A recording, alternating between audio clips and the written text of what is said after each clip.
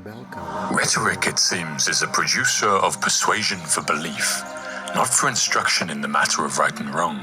And so the rhetorician's business is not to instruct a law, court, or public meeting in matters of right and wrong, but only to make them believe.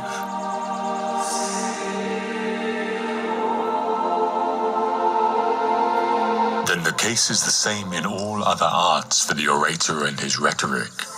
There is no need to know the truth of actual matters, but one merely needs to have discovered some device of persuasion which will make one appear to those who do not know, to know better than those who know.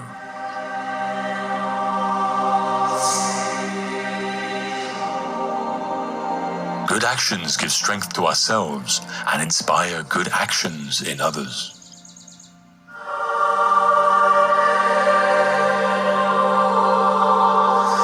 It would be better for me that multitudes of men should disagree with me, rather than that I, being one, should be out of harmony with myself.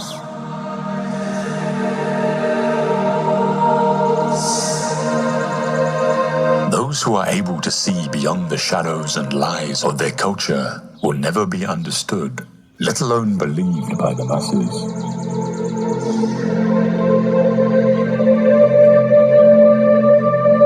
Since those who rule in the city do so because they own a lot, I suppose they're unwilling to enact laws to prevent young people who've had no discipline from spending and wasting their wealth, so that by making loans to them, secured by the young people's property, and then calling those loans in, they themselves become even richer and more honored.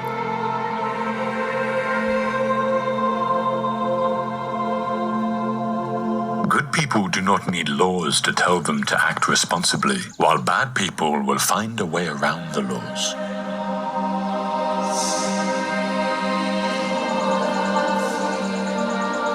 People are like dirt. They can either nourish you and help you grow as a person, or they can stunt your growth and make you wilt and die.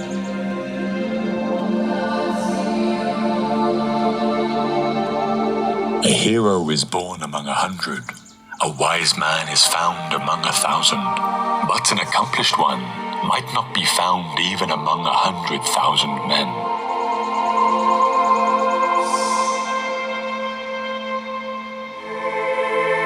You know that the beginning is the most important part of any work, especially in the case of a young and tender thing, for that is the time at which character is being formed, and the desired impression is more readily taken.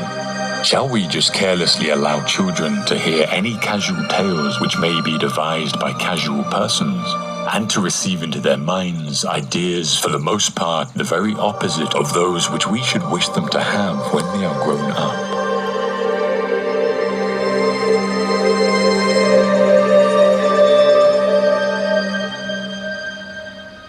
Anything received into the mind at that age is likely to become indelible and unalterable, and therefore it is most important that the tales which the young first hear should be models of virtuous thoughts.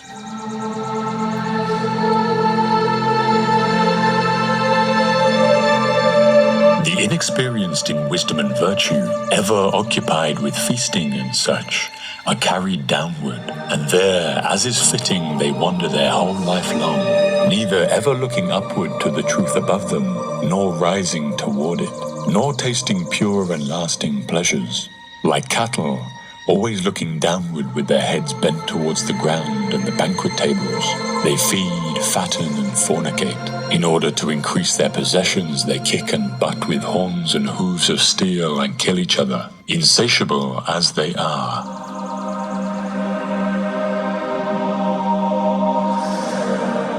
Excellence is not a gift, but a skill that takes practice. We do not act rightly because we are excellent. In fact, we achieve excellence by acting rightly.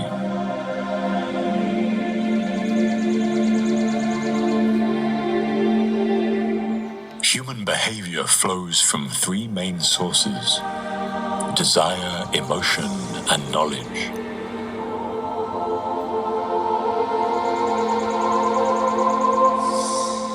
That's what education should be, I said.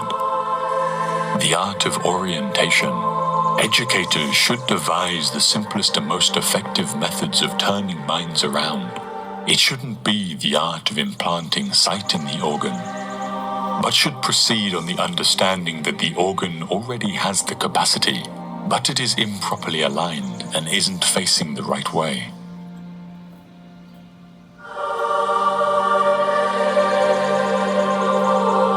The price good men pay for indifference to public affairs is to be ruled by evil men.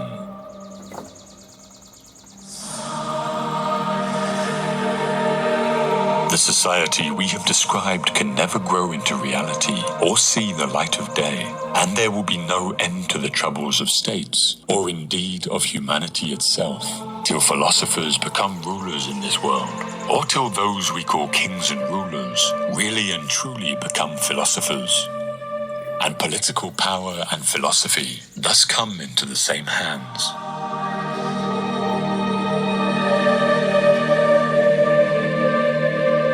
Never discourage anyone who continually makes progress, no matter how slow.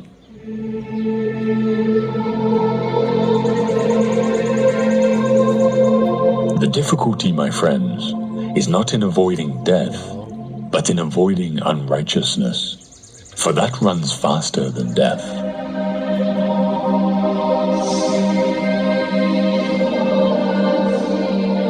There are two things a person should never be angry at: what they can help and what they cannot.